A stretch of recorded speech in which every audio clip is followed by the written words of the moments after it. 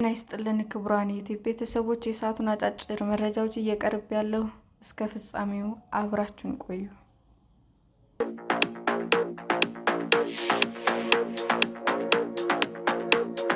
ሞት እንኳን ሊቋጨው ያልቻለው ሁለቱ ፕሬዝዳንቶች የከረረ ጸብ። ከሳምንት በፊት ያረፉት የዛምቢያ የቀድሞ ፕሬዝዳንት የኤድጋር ሉንጉ የቀብር ሥነ ሥርዓታቸው የት ይፈጸም በሚለው አወዛጋቢ ሆኗል። ከአሁኑ ፕሬዝዳንት ሃካንዴ ሂቺሌማር ጋር የከረረ ጸብ የነበራቸው የቀድሞ ፕሬዝዳንት ሉንጉ ቀብር ላይ እንዳይገኙ ብለው ተናዘው ነው የሞቱት። የሁለቱ ፕሬዝዳንቶች ጸብ ሞት እንኳን ሊቋጨው አልቻለም በሚል መነጋገሪያ መሆኑ አልቀረም። ሉንጉ ከመሞታቸው በፊት አስከሬኑ አጠገብ ፕሬዝዳንት ሂቺሌማ ዝር እንዳይሉ ያሏቸው ቤተሰቦቻቸውም ያንኑ የመጨረሻ ቃላቸውን እናከብራለን አሉ።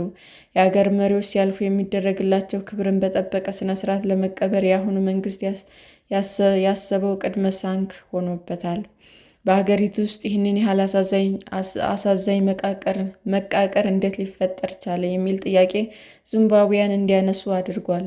ዚምባብዌን ከአውሮፓውያኑ 2015 ጀምሮ ለ6 ዓመታት ያስተዳደሩት የ68 ዓመቱ የኤድጋር ሉንጉ ብሔራዊ የቀብር ሥነ-ሥርዓት መፈጸም የነበረበት ባለፈው እሁድ የነበረ ቢሆንም በተነሳው ውዝግብ ተሰረዘ። ሆኖም ከዚህ በፊት የቀብራቸው ሁኔታ አወዛጋቢ ሊሆን እንደሚችል አስቀድሞ የታዩ ፍንጮች ነበሩ። ሉንጉ ማለፋቸው ግንቦት 28 2017 ዓ.ም ለልጆቻቸው ታሲሏ ሉንጉ በገለጸችበት ወቅት አባቷ በደቡብ አፍሪካ በሚገኝ ሆስፒታል ክብራቸውን ጠብቀው ሲታከሙ ከቆዩ በኋላ መሞታቸውን በእንባዋ እየታገለች በፌስቡክ ላይ ተናግራለች። 1 ደቂቃ በፈጀ ንግግሯም በዚህ የሐዘን ወቅት ፕሬዝዳንት ሉንጉ ሀገራቸውን ባገለገሉበት ወቅት ዘመን የማይሽረው መግለጫዎች የአንድ ዚምባብዌ የአንድ ሀገር መንፈስ እንዲሰፍን እንጠይቃለን አለች። የአንድ ሀገር መሪ ሳይሆን ሐዘን ሰዎችን የማሰባሰቢያ ባህላዊ ሁነት ከመሆኑ አንጻር ልጆቻቸው የአንድነት አስፈላጊነት ማጉላቱ አንድ ችግር እንዳለ ማሳያ ነበር። ሞታቸው አስቀድሞ በማህበራዊ ሚዲያ ሲነገር የነበረ ሲሆን የልጆቻቸው የፌስቡክ ፖስት ሁኔታውን አረጋገጠ። ከዚያም የኬንያ ፕሬዝዳንት ጨምሮ የሐዘን መግለጫዎች ይወጡ ጀመር። ሆኖም ፕሬዝዳንት ሃካንዴ ሂቺሌማ ዝምታ መረጡ። የተለያዩ መገናኛ ብዙኃን የቀድሞውን መሪ ሞት ሲዘግቡ የዛምቢያ ብሔራዊ ብሮድካስቲንግ ኮርፖሬሽን ስለ ሕልፈታቸው ምንም አይነት ዘገባ ሳይሰራ ቀረ። ልጃቸው ሞታቸውን ከተናገረች ከ3 ሰዓት በኋላ የዛምቢያ ፕሬዝዳንት ዝምታቸውን ሰብረው የዚምባብዌነታችን መገለጫ የሆኑት የሰላም፣ የክብር እና የአንድነት እሴቶችን እንጠብቅ ሲሉም በጋራ የንቁም ጥሪ አቀረቡ።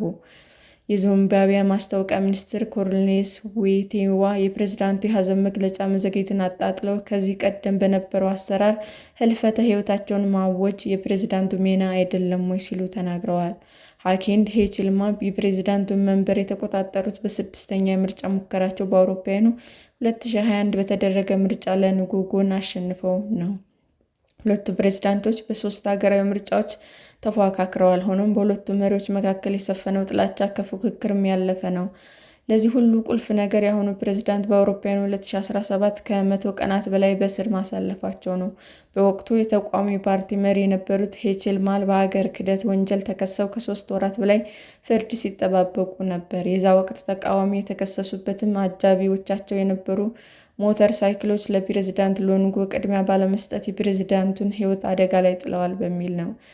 ክሳቸውም የተቋረጠው የኮመንዌልዝ ዋና ጸሐፊ ጣልቃ መግባታቸውን ተከትሎ ነው። ሂቺሌማ በወቅቱ ያለ መብራት፣ ውሃ፣ መጸዳጃ ቤት በአሰቃቂና ኢሰብአዊ በሆነ ሁኔታ ብቻቸውን ታስረው እንደነበረ ለቢቢሲ ገልጸዋል።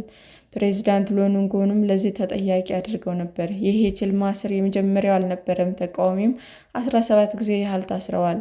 የፓርቲያቸው ዩናይትድ ፓርቲ ፎር ናሽናል ዲቨሎፕመንት አባላት በገዢው ፓርቲ ደጋፊዎች ወከባ ደርሶባቸዋል። ሂቺሌማ በአውሮፓውያኑ 2021 ምርጫ ማሸነፋቸውን ተከትሎ የተደጋጋሚ እስራቸው መቋጫ ሆነ። በሙስና ክሶች እንዲሁም ጸረ ዴሞክራሲያዊ አስተዳደር ወንጀሎች ሉንጉ በምርጫ ከተሸነፉ በኋላ ከፖለቲካ ጡረታ ወጥቻለሁ አሉ።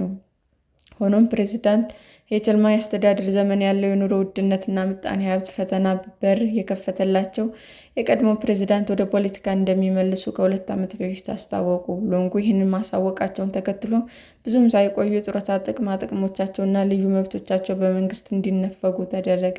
ከዚህም በተጨማሪ የቀድሞ ፕሬዝዳንት በፖሊስ መዋከብ እየደረሰባቸው እንደሆነ ቅሬታ አቅርበዋል። በአንድ ወቅትም በቁም እስር ላይ እንደሆኑም ገልጸው ነበር። ከ2 ዓመት በፊት የቀድሞ ፕሬዝዳንት ከአደባባይ ሩጫ እንዲታቀቡ ፖሊስ ፖለቲካዊ ዘመቻ በሚል አካላዊ እንቅስቃሴ እንዳያደርጉም ታግደው ነበር። በተጨማሪም በውጭ አገር ጉባኤ እንዳይሳተፉ እንዲሁም ለሕክምና ከሀገር እንዳይወጡ መከልከላቸውን ከዚህ ቀደም ከቢቢሲ ጋር ባደረጉት ቆይታ ገልጸዋል። የማስታወቂያ ሚኒስትር በበኩላቸው የሉንጎን እንቅስቃሴ ታግዶ ነበር የሚባለውን ውድቅ አድርገዋል። ሚኒስትሩ ሚዎቴዋ ፕሬዝዳንት ሂችልማ ተቃዋሚ በነበሩበት ወቅት አያያዛቸው አግባብ ያልነበረ ቢሆንም እሳቸው ግን በሉንጎ ላይ ተመሳሳይ ነገር አልፈጸሙም በሚል ቁርጥ ውሳኔ ነበራቸው ይላሉ። ሚኒስትሩ ይህንን ቢሉ የፕሬዝዳንት የጸረ ሙስና ዘመቻ ከቀድሞ ገዢ ፓርቲ ጋር ቀረበት የነበራቸውና የሉንጎን ቤተሰብ ላይ አነጣጥረዋል ተብሎ ይወቀሳሉ። የሉንጎ ባለቤት ክስ ተመስርቶባቸው ንብረታቸውን አጥተዋል። እንዲሁም ታሲላን ጨምሮ የሉንጎ ልጆችም ተመሳሳይ ዕጣ ፈንታ ገጥሟቸዋል ተብሏል። ሁሉም ምንም አይነት ጥፋት አላጠፋንም ይላሉ። ከዚያም በዘንድሮ ዓመት የሀገሪቱ ሕገ መንግስታዊ ፍርድ ቤት ለሉንጎ ሕግ የሚፈቅድላቸው 2 የስልጣን ዘመን ስላገለገሉ ለፕሬዝዳንት መወዳደር አይችሉም ሲል ከልክሏቸዋል። የቀድሞ የሀገሪቱ መሪ በዚህ ሁሉ ከፍተኛ ቁጣ እንዳደረባቸው ተናግረዋል። በሁለቱ ሰዎች መሪዎች መካከል ምንም አይነት ፍቅር አልነበረም። ሉንጎ በሕይወት እያሉ ምንም ያልመለስኳቸው በሞትኩ ጊዜ እንዲያስመስሉ አልፈልግም የሚል አመለካከት ነበራቸው ሲሉ የቤተሰብ ጠበቃ ማኬ ቤዘሉ ገልጸዋል።